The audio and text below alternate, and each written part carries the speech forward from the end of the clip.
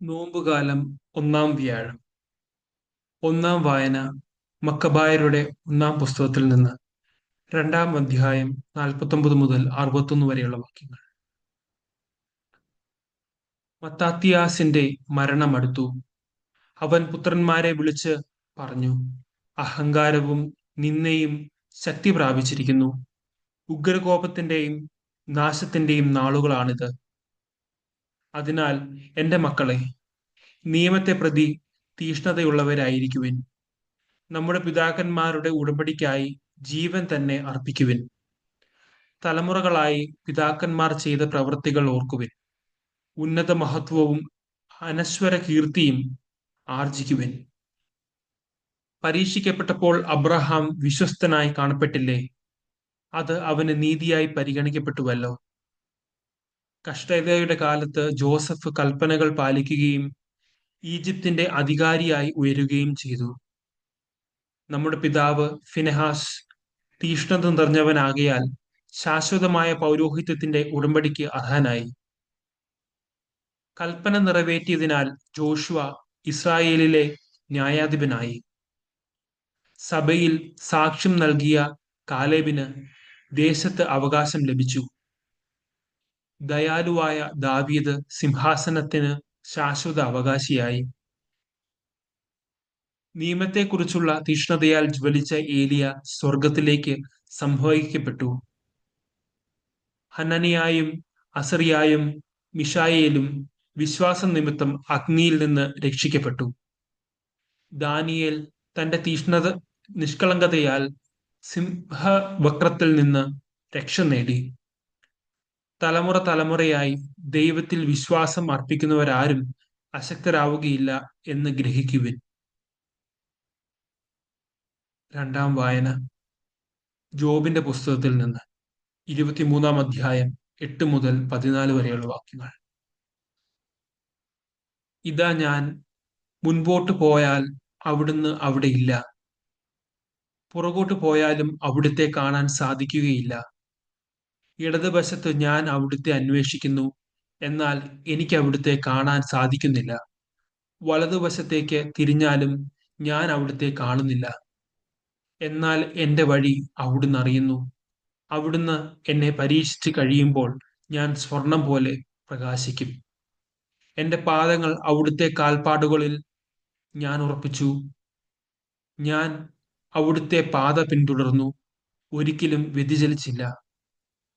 അവിടുത്തെ കൽപ്പനകളിൽ നിന്ന് ഞാൻ വ്യതിചലിച്ചില്ല. അവിടുത്തെ മൊഴികൾ എന്റെ ഹൃദയത്തിൽ ഞാൻ നിധി പോലെ സൂക്ഷിച്ചു.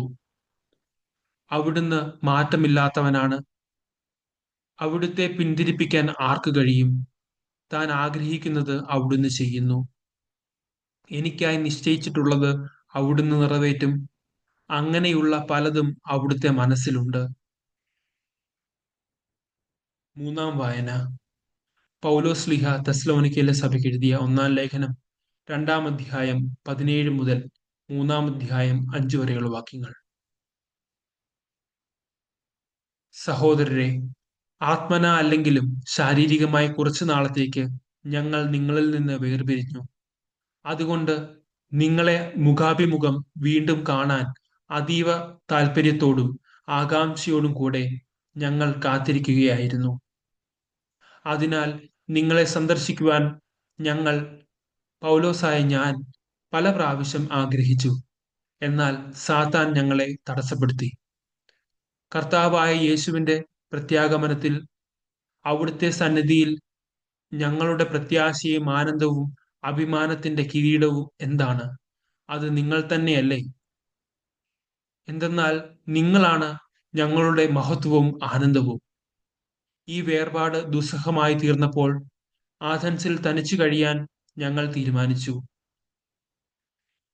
നിങ്ങളെ വിശ്വാസത്തിൽ സ്ഥിരീകരിക്കാനും വേണ്ട നിർദ്ദേശങ്ങൾ തരാനുമായി ഞങ്ങളുടെ സഹോദരനും ക്രിസ്തുവിന്റെ സുവിശേഷത്തിൽ ദൈവത്തിന്റെ ശുശ്രൂഷകനുമായ തിമോത്തിയോസിനെ നിങ്ങളുടെ അടുത്തേക്ക് അയച്ചു.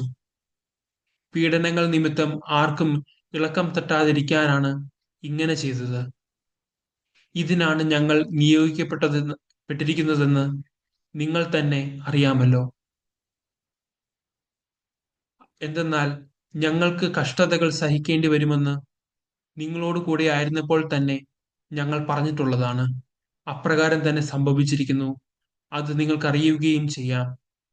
ഇക്കാരണത്താലാണ് ഇനിയും കാത്തിരിക്കുക അസാധ്യമെന്ന് വന്നപ്പോൾ നിങ്ങളുടെ വിശ്വാസത്തെക്കുറിച്ച് അറിയാൻ ഞാൻ ആളെ അയച്ചത്.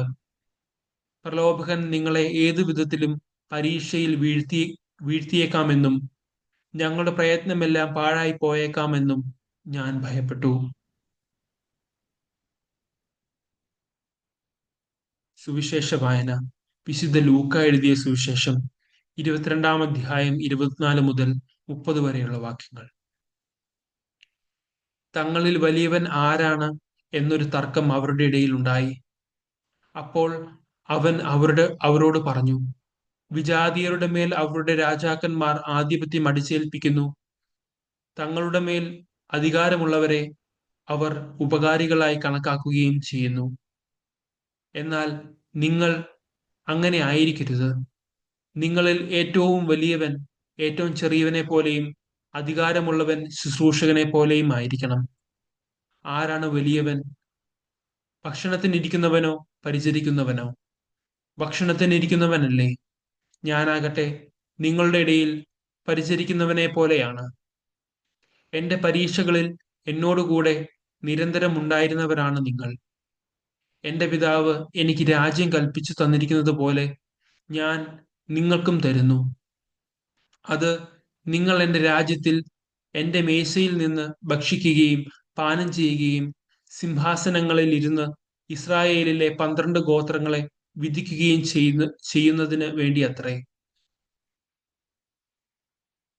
നമ്മുടെ കർത്താവായ മിശിഹായ്ക്ക് സ്തുതി.